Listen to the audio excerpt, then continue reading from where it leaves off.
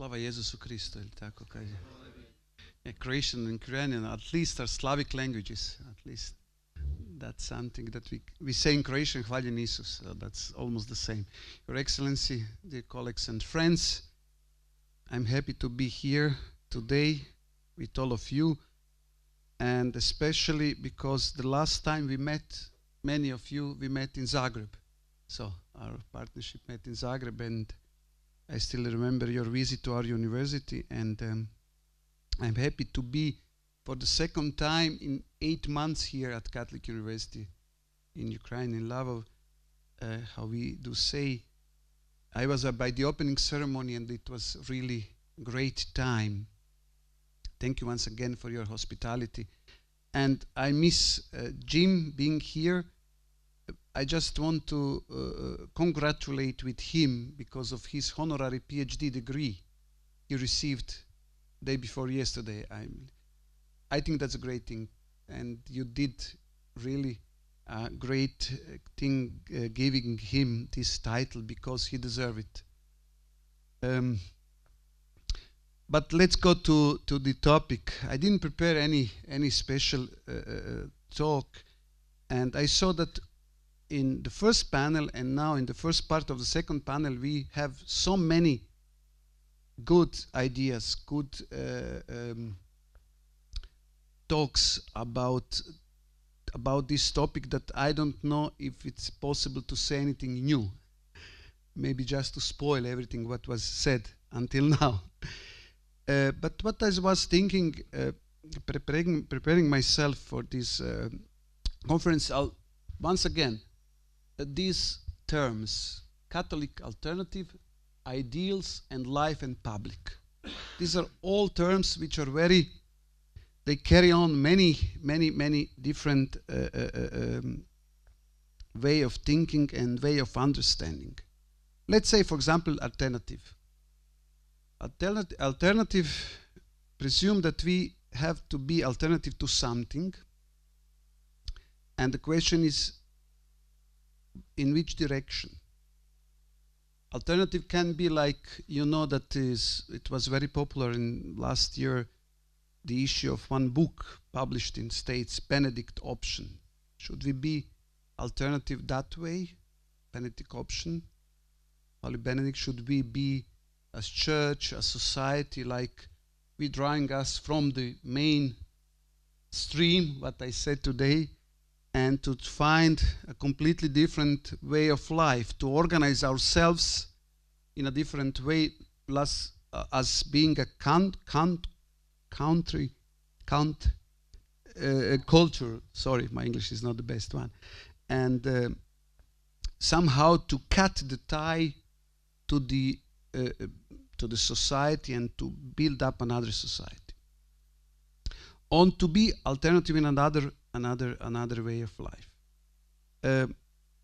For me, that's the point when we go to talk about mainstream. I know I spoke to Jim, and he told me that he doesn't understand maybe what it means, because in States, he says at least, you have different maybe opinions. I don't know what you mentioned. You have maybe liberal or conservative media and everything. But in Europe, what I think when I'm saying mainstream is that you have state televisions. You have, for example, I know in Croatia, but in Austria, in Germany, if you read mainstream newspapers, they have maybe some small differences, but you will always read the same.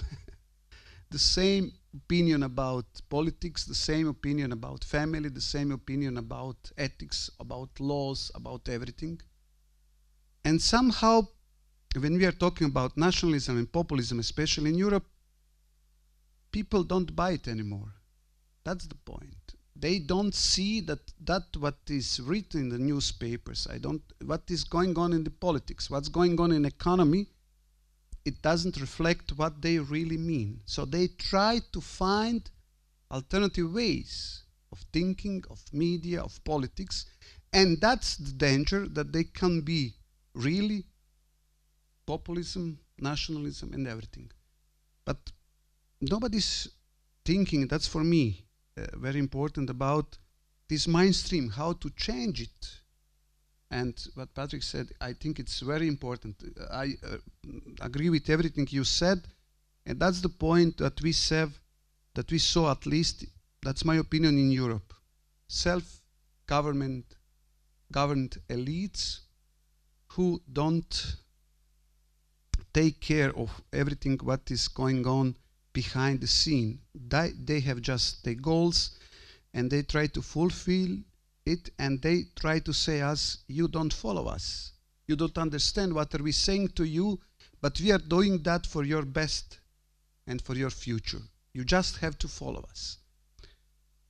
And that is also very present, I would say, also in university life, how to be alternative in the university life. This morning we mentioned one of the ideas. For example, you know that is big competition among universities today, especially in science. And if you want to be on the Shanghai list, the best universities ever, you have to invest a lot of money, and those scores are related only to science and, okay, teaching qualities and everything. But nobody is asking you about quality of ethical issues, quality of values, quality of educating a complete personality, taking care of everything what's going on in the world. I just want to give a brief example of that. Nearly 3 weeks ago, something like, I was reading in Süddeutsche Zeitung an article written by Slavoj Žižek. Article is titled Glück, nein danke. Happiness, no thanks. But he says so. If you look at this Cambridge Analytics story, he tried to analyze what's going on behind it. He said, behind you have 3 guys, and 2 of them studied psychology at Cambridge University. And third one is also educated in the informatics, in IT. He is gay and he is vegan. And he said, you see, you have 3 guys, you would presume that they're going to do something in a other way than collecting data and selling it to the let's say big political or other war, or I don't know, other elites. But they just didn't care what's going on. They just did what they liked, and then they gave all this data to somebody else, not talking about ethical implication. But that could be somebody who is Catholic and so on. But he says, you know what? They did that because they had fun on that. And the other side, what was interesting, they played with this Glück, to be happy. How to see what the people want to be, how to become happy, on how to be directed toward happiness. So that's the point. And he said, he's very radical in his proposals. He's saying we have to cancel the meaning of happiness as the main term that we are using in our society to bring people to something. Say, okay, you are going to be happy. You should be happy. He said that's something that we have to cancel. So that's something that we have to find alternatives. How to be present in the public life, how to have ideals, and how to be alternative in the world which is not taking consideration of alternatives, or alternatives are considered as being, once again, immediately linked to alternative news, fake news. Something today, if we consider that alternative means almost something negative. It's considered something negative because you go out of, let's say, what we consider being mainstream. So that is I believe it's a big challenge for Catholic universities today. How to preserve Catholic identity, how to be open, how to be in dialogue, how to, everything was said this morning to cherish about values, to cherish about social teaching of the church, cherish about democracy in a world seems don't understand what are we trying to do. Okay, but we don't have to close ourselves. I think that's very important. And we shouldn't go out of the society, which is impossible. We should offer what we said this morning, this Catholic alternative. I think it is also very difficult for the Catholic universities in the former communist countries.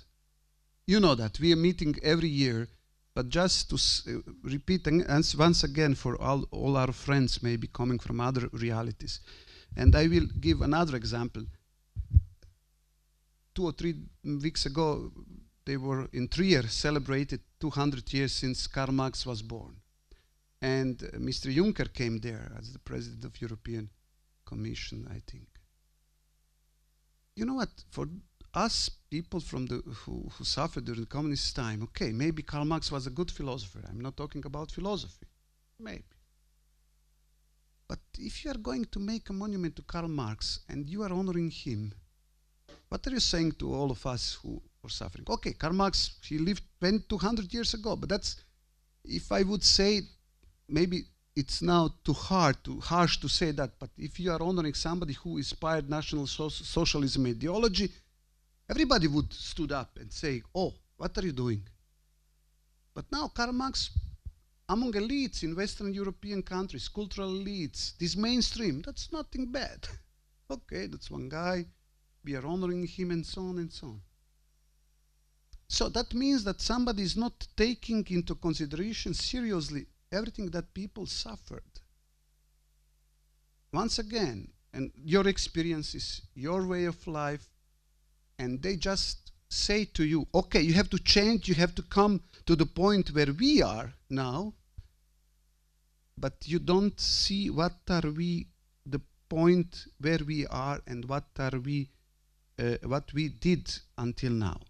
And that's the reason why are we also, it's difficult for us in many ways to be in many ways also alternative. We are talking about nationalism, populism in the countries who gained their national dignity maybe 20 years ago. It's different than in one country who gained their national dignity, let's say, in 19th century. And they have a long history of that. It's different. And it should be somehow respected, okay, but not to go in the direction of nationalism, which is bad. But how today in the world when we're saying, the mainstream is saying national, oh, that's something that belongs to the past. Global world, global meanings. Why are you close? So why don't you think in a different way? Why don't you organize your life in a different way? Okay, that's the problem. But we have to think how to do that. And that's also what are we talking about populism. I use sometimes the phrase, I will say it once again in German, Ungleichzeitigkeit der Zeiten. We are living in the same moment in all Europe, but on many levels, we are not living at the same time.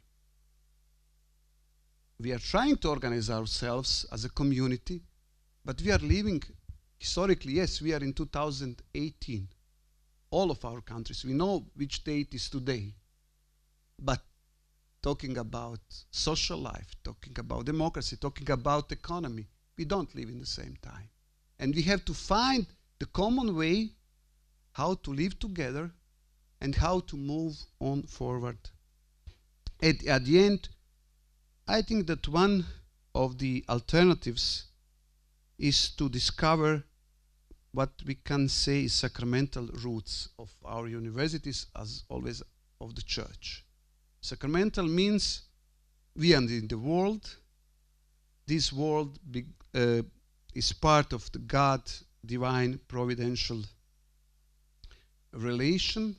We have to change it. We have to be alternative, but not against or opposite completely to the world. We have to learn, many good things, but we have also something to give. Not to forget, I think, these sacramental roots, not only of the church, of our life, but also I would say that our Catholic universities should have these sacramental roots itself. Thank you very much.